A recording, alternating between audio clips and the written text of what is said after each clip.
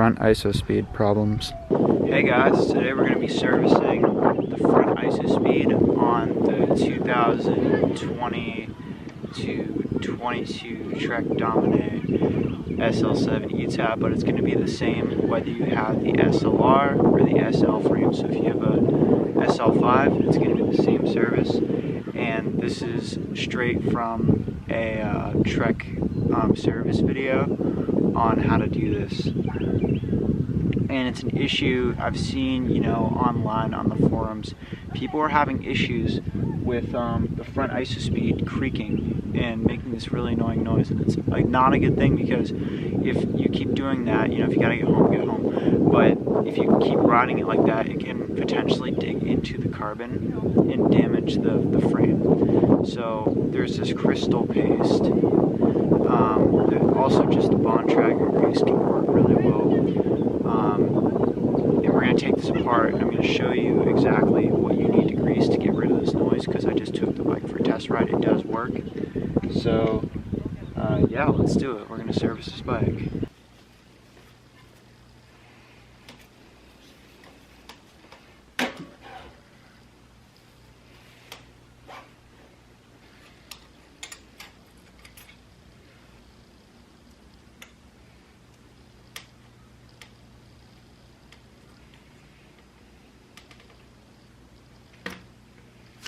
Another note, just be really careful taking this cover off, one side at a time.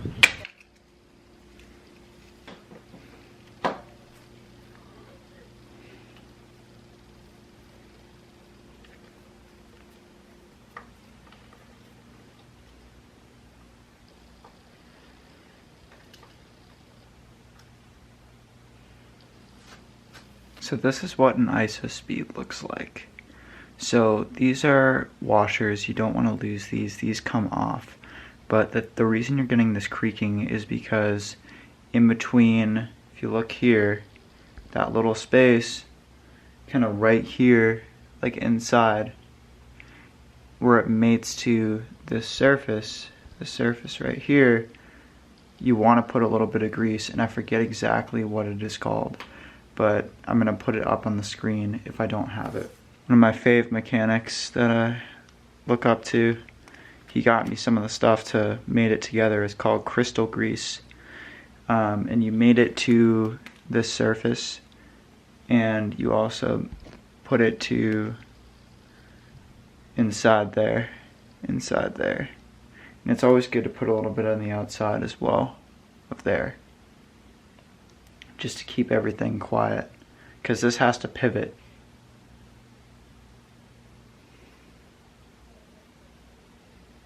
So the cone side is going in like that.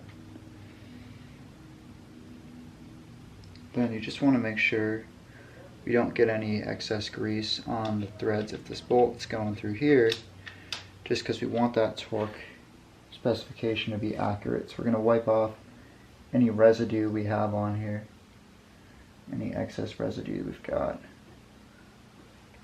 So that's good.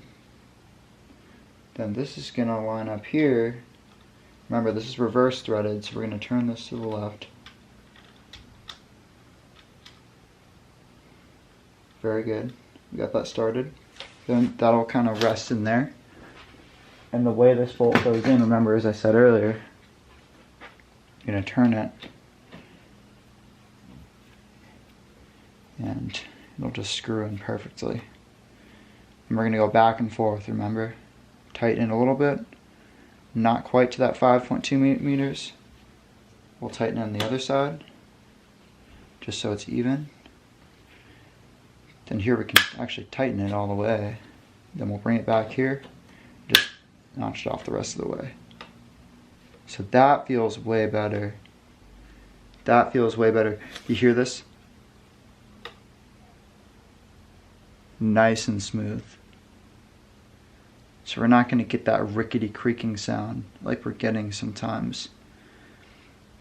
Now let's put it back together, and we'll test it out, and we'll talk more about it. And we'll talk more about this design and where this design is going to be headed down the road. So let's do it. Now there's a wavy washer down in there, and if you take this apart, you're going to see that.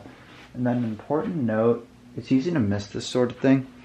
You have a bearing obviously at the top, and at the bottom you've got the wavy washer.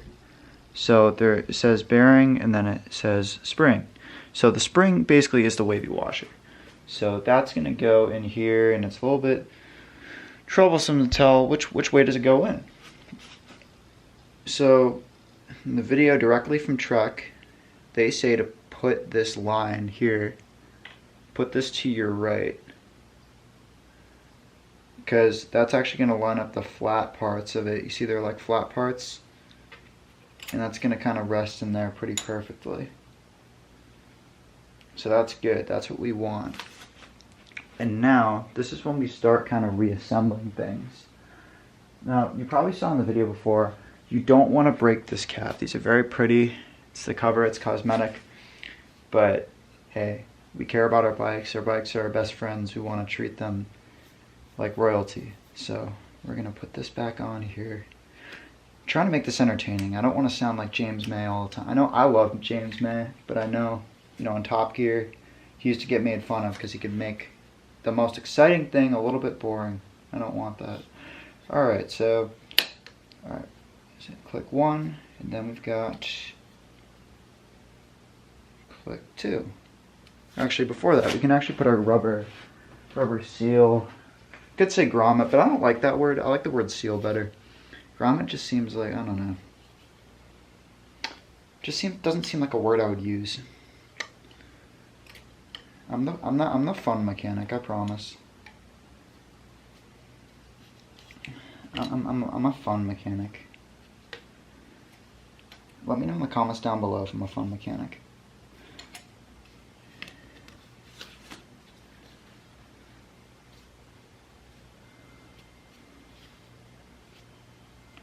Alright, very cool. And we're gonna pray to the cycling gods that we don't have this creaking sound anymore. Cool, there we go. Nice and sturdy, nice and stable.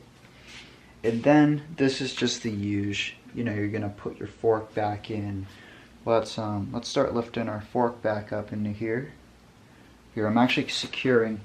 You don't have to take your brake hoses out and like re-bleed everything. I was just resting my cycling shoes in the bottom.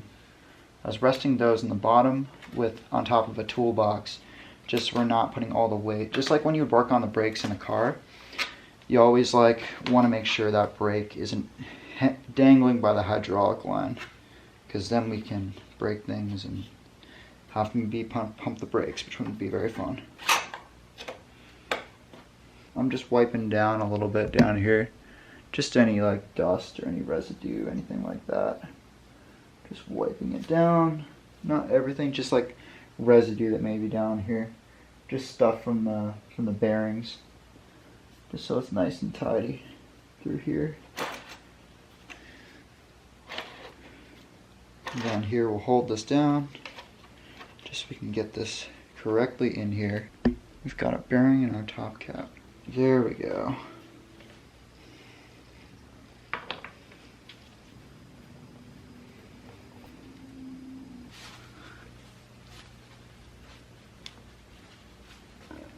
Yes!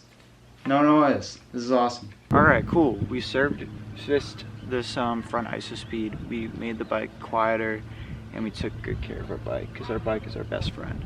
So that's what we did. That's what we needed to do in this video. And we did this, which is awesome. Something interesting, from what I know, in 2023, for that model year, I think Trek is getting rid of, I think on the SLR, I don't know about the SL frame, so the higher end frame at least I know, because I've seen in the Paris-Roubaix leaks, there's no front IsoSpeed. And I think part of the reason they're doing that is to get the weight down. But, you know, this bike has turned into an all-road bike, and it's a great bike for New England especially. You know, there are a lot of really poorly maintained roads here and a lot of unpaved roads as well. So with these light carbon wheels, I feel this bike really still can zip along, which is awesome. And you know, they're gonna come set up tubeless, I'm sure, a lot of them, but which I have mixed feelings about. But that's a whole nother video. But I thought it was interesting. They're actually, you know, I was talking to some guys the other day about this, and they're like, yeah, all that engineering for nothing, pretty much. They like tried something new and it didn't work. All that design, all that engineering there. I don't know. I guess it goes with the whole if it ain't broke, don't fix it. But I feel like it adds a little bit of comfort. But I could just be biased because I've never ridden a bike with 32mm tires before. That really does most of the stuff. Because I think once you're over 35mm, you don't even notice a lot of the effect that something like that would have on the ride quality. And you got the carbon fiber frame, you know, you can do all kinds of weird stuff like this with it. But yeah, the bike is riding nice and quiet, which is good. You know, that sound was driving me absolutely nuts. You know, I was going all the way up to my friend's girlfriend's place in New Hampshire, and I was going to surprise him, and I was just going to show up on the bike. And the both of them were there, and I'm like, damn, like, I don't know, like, did I over torque this? Did I do something wrong? And the creaking, it was so nice to get rid of it. There's a really good mechanic that I used to work with, who told me about this, you know, because he's seen a lot of these particular bikes in this generation, and he explained it that you need to put a little bit, he used the crystal grease, but you can also use the Bontrager grease as well. So great to get it working again. And this is my new bike. I'm filming this before. I should probably make like an introduction video for this bike and why I got this bike. Because I actually, one of my most viewed videos on this channel is like an impressions video, just what I thought of the bike when it came out. And a lot of people got really upset because they're like, well, you don't have the bike. And I'm like, I know I don't have the bike, but you know, I wasn't sent a bike. So, you know, I can give an honest, you know, what do I think. But, you know, it's not fair to give it a review until I physically have the bike. So I have it now, so it's going to be really nice to do the review. I don't know if this video will come out before or after. I might do an introduction video of this particular bike. But, yeah, I want you guys to let me know what you think down below. If this works, great. If not, you can buy a new front IsoSpeed cartridge. It's $60 US, and you just replace that. And you'd have to put new Loctite on the bottom portion of it. Let me know if you want to know how to do that. If it's not out there, if you want to learn how to do that. But basically, that barrel I had, you'd unscrew it, and there's Loctite on there, and you just have to put new Loctite on and put it back together. So, yeah, simple enough. But yeah, in the comments, please don't be afraid to ask any questions. I want to help you guys. You know, this is a really annoying problem, and I want to see if I can figure it out for you. And if I don't know, I could ask someone who's seen more of this to help me figure it out. But yeah, thank you guys. Have a great day and stay vegan.